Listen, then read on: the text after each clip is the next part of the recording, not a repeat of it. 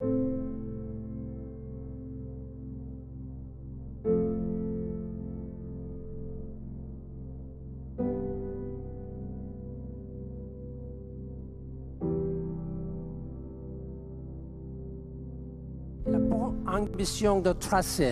promises to set the world on a new path to a low emissions, climate resilient future. It's a victory for all of the planet and for future generations.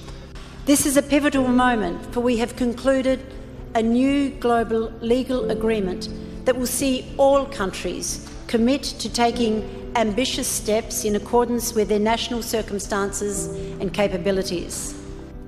It is our view, indeed, that the agreement is balanced and the best that we can get at this historic moment. Cheers went up as the French foreign minister brought down the gavel, declaring the Paris Agreement had been accepted. In all, nearly 200 nations agreed to join the fight against climate change. The pact aims to keep global temperatures from rising another Celsius degree between now and the start of the 22nd century. The world has come together around an agreement that will empower us to chart a new path for our planet, a smart and responsible path, a sustainable path.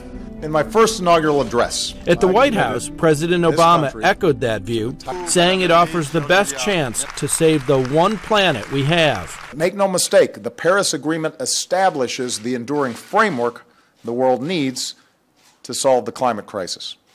It creates the mechanism, the architecture, for us to continually tackle this problem in an effective way. I think we're on the way. Saturday's adoption was held up for a time as the U.S. sought changes to the document's wording.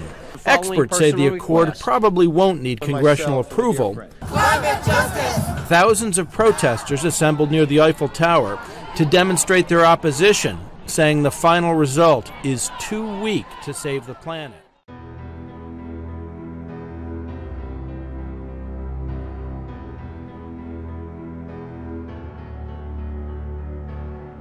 One country hit right in the wallet by plunging oil prices is Russia. Its economy has lost billions. Russia's second quarter GDP shrank more than 4.5% from the same period last year, and that was worse than the forecasts of the Russian finance ministry. Low oil prices and Western sanctions for actions in Ukraine have contributed to Russia's worst contraction since 2009. The latest weakness in global oil prices has put renewed pressure on Moscow, with Russia's national currency, the ruble, falling against the dollar and euro. Global oil prices affect Russia's economy because one of the biggest components of the economy is export of natural resources. So prices for oil directly affect the amount of export and the GDP of Russia. Some estimates suggest every dollar of a drop in oil prices costs Russia $1 billion. With oil prices down from $114 a barrel last June, that would represent potential lost revenue for Moscow of over $50 billion.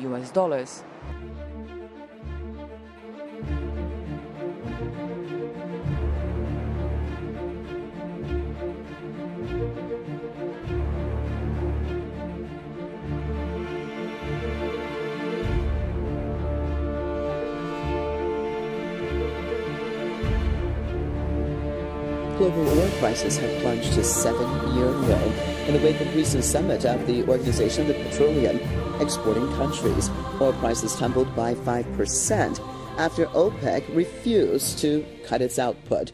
Benchmark Brent crude stands at $41 a barrel, while U.S. light crude is trading for less than $38 per barrel. On Friday, some OPEC members, with Saudi Arabia as the biggest oil exporting state, declined to stop supplying the market with cheap oil. Iran's imminent return to its pre-sanctioned supply rate has also raised fears of a glut of oil. The rise in the value of U.S. dollar with which oil is traded has also affected the price.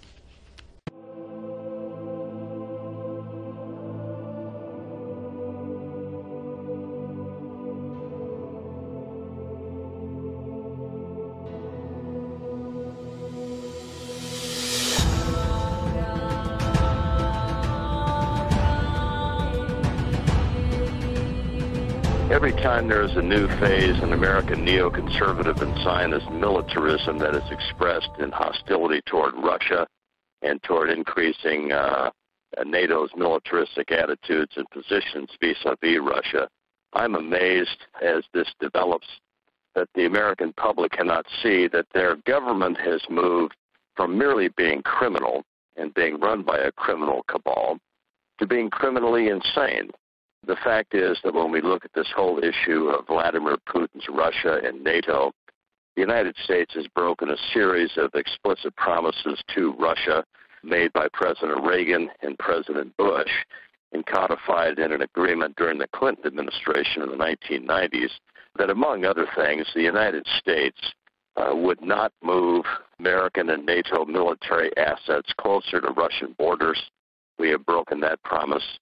We promised that we would not recruit former Eastern Bloc countries to join NATO. We have broken that promise. And then, of course, we have proceeded in what we've been doing against Russian interest in Ukraine, where we supported an illegal coup d'etat there in February of 2014. And, of course, what the United States has been doing in conjunction with Israel and Saudi Arabia and Turkey and the Gulf Cooperation Council states in supporting ISIS, yes, supporting ISIS, and supporting al-Qaeda affiliates in Syria in an attempt, among other things, to marginalize the Russian position in that part of the world. We have really been pushing the envelope. These policies are wrong, they're evil, and they're immoral, yes, but beyond that, they're simply insane. Why? Because Russia is a proud nation. Russia is a legitimate military power. Russia is a nuclear power. Russia is keeping its nuclear deterrence tit for tat toward threats, especially nuclear ones. That's according to Russian Defense Minister Sergei Shoigu. In the annual Defense Ministry board meeting on Friday, Shoigu said Russia's nuclear triad is equipped by 55% of modern weaponry. The strategic nuclear forces are at a level which guarantees to solve the problem of nuclear deterrence. Over 95% of missile launchers are in constant readiness for use by the strategic missile forces. Shoigu's remarks are seen as a response to the ongoing expansion of NATO. In his address, the minister said NATO has expanded almost twofold in a short period of time, and about 200 U.S. nuclear bombs are deployed in Europe. The minister said Moscow is preparing a plan to be ready for any projected military conflict. Any force threatening Russian air groups fighting terrorism in Syria should be immediately destroyed. And that warning came from Vladimir Putin at the end-of-year meeting of the Defense Ministry. I order you to act as tough as possible. Any targets threatening the Russian grouping or our land infrastructure should be immediately destroyed. Our actions there are not guided by some unclear abstract geopolitical interests, nor are they guided by a desire to practice and test new weapon systems, which is of course important in itself. The most important thing is not this. The most important thing is to prevent the threat to Russia itself.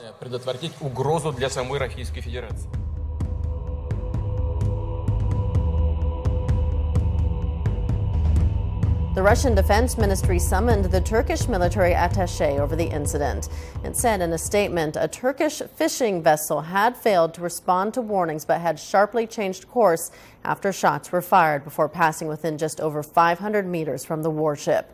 The incident, which occurred on Sunday morning, is likely to heighten tensions between the two nations, which are seriously at odds over Syria and the Turkish shooting down of a Russian military jet last month. Well, we're still waiting to get some word from the Turkish government. They have not yet responded to the incident.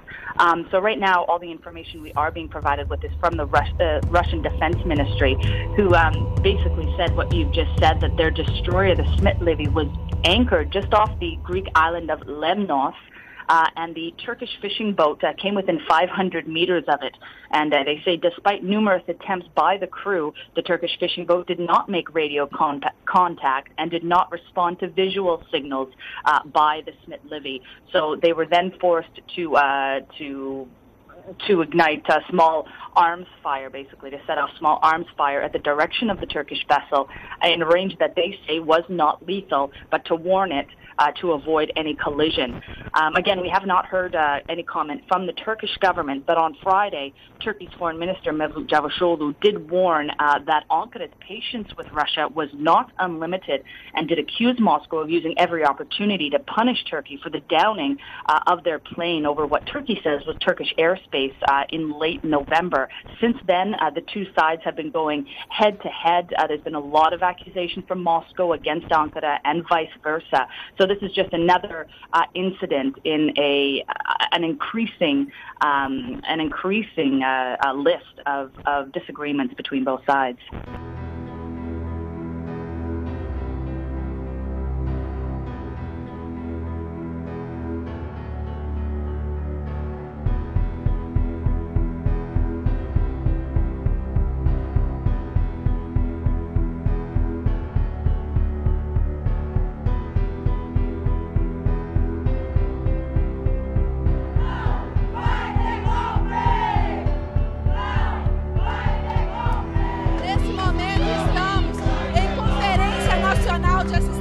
At the moment, we are taking part in a national convention on the welfare state to outline an agenda for the next 10 years.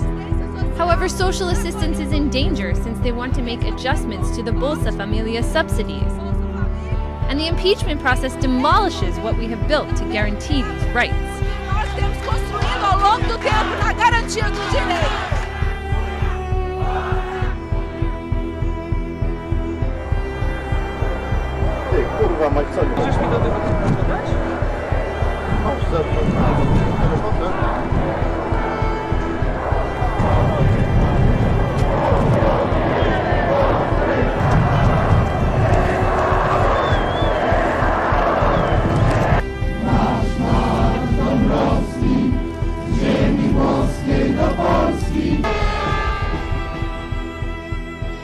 Ella Barna, a member of Solidarity political party, handed Prime Minister Arseniy Yatsenyuk a bouquet of roses and then unexpectedly dragged him away from the rostrum. A scuffle broke out in the Ukrainian parliament as Yatsenyuk's supporters rallied to defend him, which met a resistance from Barna's allies. The tension surfaced after Barna earlier accused the Ukrainian government of ineffectiveness and started to collect the signatures in the parliament for a resolution to oust the prime minister. In recent months, Yatsenyuk has faced a harsh criticism from some lawmakers and civil society activists over an alleged lack of reforms in the country, little progress in the fight against corruption, and involvement of the cabinet itself into corruption schemes. Earlier in the day, about 1,000 people blocked the street outside the parliament building to demand the ouster of Yatsenyuk and his cabinet.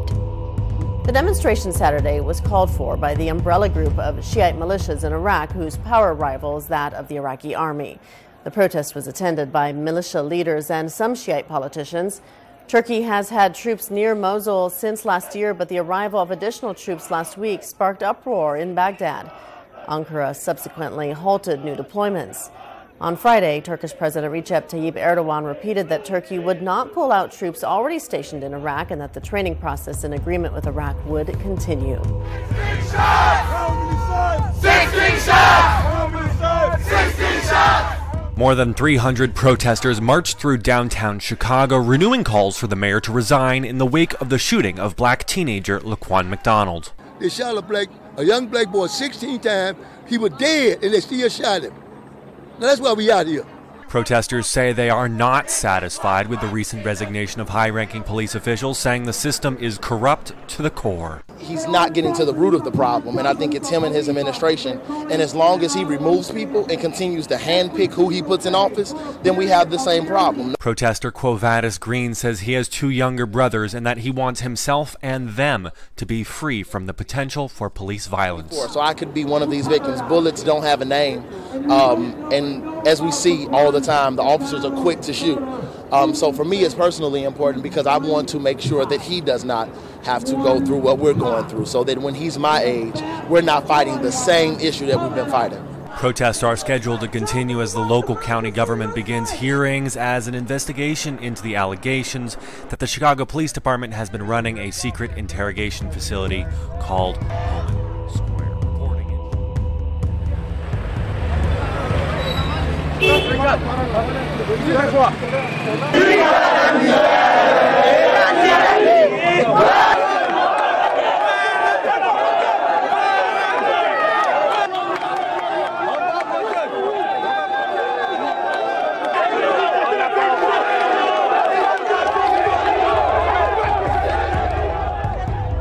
blast took place at around 12:30 p.m. local time when people were buying winter clothes in the market. Dozens of people were also injured in the deadly explosion. 2 vehicles and several shops were destroyed. Officials say the blast was triggered by a remote-controlled device. 2 suspects have been arrested by law enforcement agencies and moved to an unidentified location for investigation. Villagers in Al Hajawara in northern Haja province say multiple air bombings killed 12 people in their homes and wounded 30 others, while residents in the southern district of Kabitia say 7 civilians have been killed in an attack on a market. The strikes took place only a day before a UN-brokered ceasefire was due to start on Monday. The 7-day ceasefire is set to start ahead of planned UN-sponsored peace talks in Switzerland to end 8 months of war. The 11-hour siege near the Spanish embassy ended early Saturday morning. 2 Spanish nationals, 1 Afghan national and 5 police officers were among those killed. 4 attackers were also killed. And police said they rescued 12 guests trapped in a targeted building. And Taliban militants have claimed responsibility for the raid. A Taliban spokesman told local media that the attack was part of the group's offensive called Azam. Clashes broke out after 3 military sites were attacked in Burundi's capital, Bujumbura. The army says there were over 150 gunmen, 79 were killed and 45 captured. 8 security officers also died. The United Nations Security Council has unanimously adopted a resolution calling for immediate peace talks between all parties in the country. And the U.S. has condemned the clashes, voicing fears the Central African nation could slide back into ethnic conflict, and more than 300 have died since unrest in Burundi started in April when President Pierre Nkurunziza announced plans for a 3rd term in office.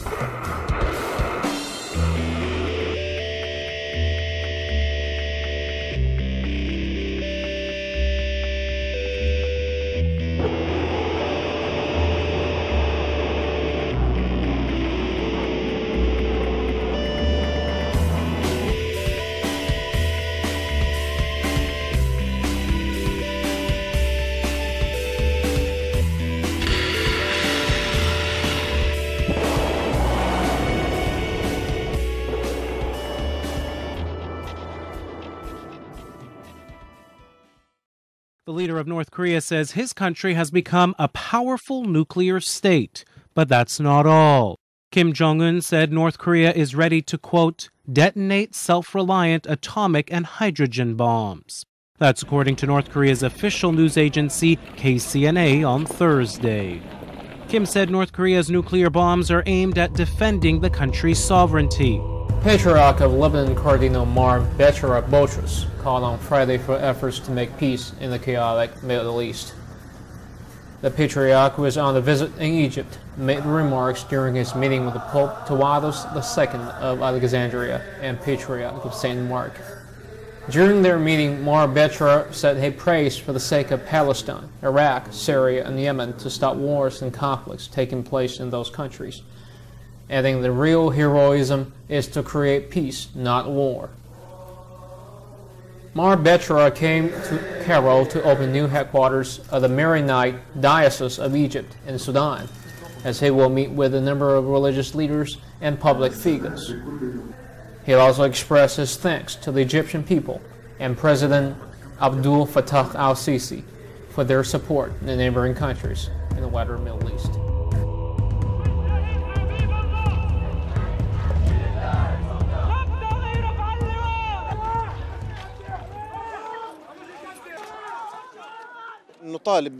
We ask Israel to give the bodies of the martyrs back. If the occupier wants to make us suffer by stealing and keeping the bodies of the martyrs, we'll make them suffer by being patient and determined.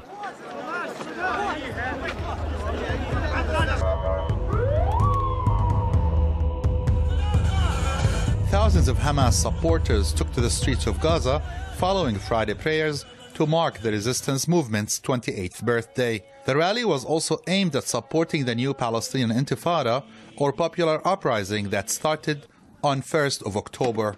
In recent months, Israeli forces killed over 100 Palestinians, including around 20 in Gaza, who were protesting against the desecration of the Al-Aqsa Mosque compound by Israeli soldiers and settlers. During the rally, the Hamas leadership renewed its commitment to free Jerusalem al-Quds.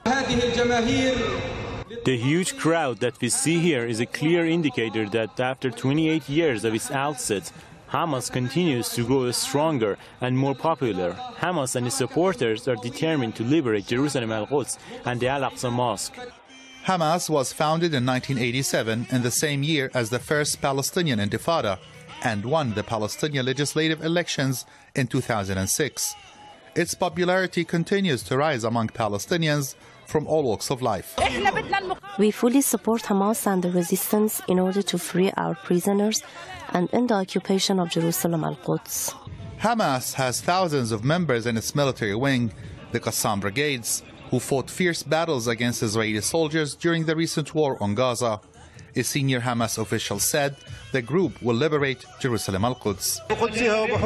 We will never give up our rights, and we will continue to fight for Jerusalem al-Quds. God willing, Hamas will liberate Palestine and Jerusalem al-Quds. Hamas and its resistance wing will continue to support this intifada until the end of the Israeli occupation.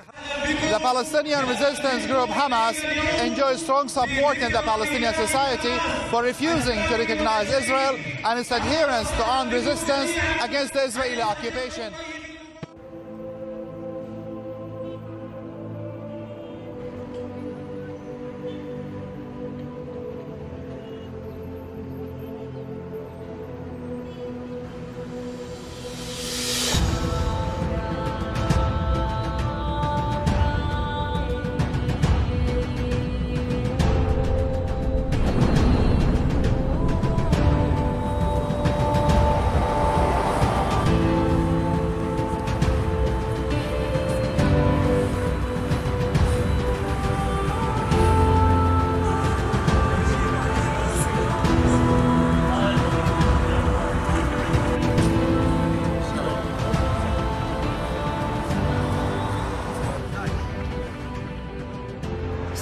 A large swastika in Buckhead with Donald Trump's face at the center of it. The Republican presidential candidate is seen wearing a Hitler mustache and a $100 bill bow tie inside a huge swastika. The Atlanta Police Department is already on scene waiting for someone to clean it up, but whoever painted it is certainly trying to send a message. Anti-Muslim attacks, they have been on the rise since last week's massacre, and there are concerns that Donald Trump's comments could incite more violence. ABC's Matt Gutman is in San Bernardino with that part of the story. Good morning, Matt. Good morning, George. A week after the attacks in that conference building behind me, Muslim groups are saying that they are now the targets of increasing intimidation and threats. They're saying that it's even changing the way some people go out, the way they dress, even the way they pray. It's being called the biggest spike in anti-Islamic incidents since 9/11. And it's not just rhetoric. In Philadelphia, surveillance video of a pig's head thrown at a mosque. The FBI now investigating. Threatening voicemails left at a mosque in St. Louis. Come my way, and I'll dare you all cut your head off. And in Dallas, I hope you get sprayed with pig's blood, okay? You are just... This Palm Beach, Florida mosque vandalized. Windows smashed, all of this triggering fear. You feel scared as an American about what's happening in our country, but then at the very same time, you're afraid for your own life because of, what people are doing in retaliation. The Council on American Islamic Relations saying the spike follows both the San Bernardino rampage and Donald Trump's calls for a ban on Muslim immigration. And here in San Bernardino, intimidation. The mosque Said Farouk attended threatened the night after the rampage. And mosque attendance is down. One of its members confronted at a memorial. You'd been sort of really confronted. It was, I mean, he was really passionate. He was really angry. Some are changing their behavior. Go out in a group. If I was going to go alone, I wouldn't go alone. I'll take 2-3 guys with me. And even changing their dress. Amongst the women and stuff, I've heard, like, don't wear hijab anymore. Take it off. Now to South Carolina tonight, into the scandal erupting at one of America's top military colleges. At least 8 cadets at the Citadel now suspended tonight after this image. They say they were singing Christmas carols. ABC senior national correspondent Jim Avila with the outrage and the school's response tonight. Tonight, the Citadel under scrutiny for these images, showing cadets dressed in white with pillowcases over their heads, in a scene some say resembles the Ku Klux Klan. Posted on Facebook by a woman who saw a video of the scene and was disturbed by it. The South Carolina State Military School, founded before the Civil War to defend slavery, and still flying the Confederate flag on campus.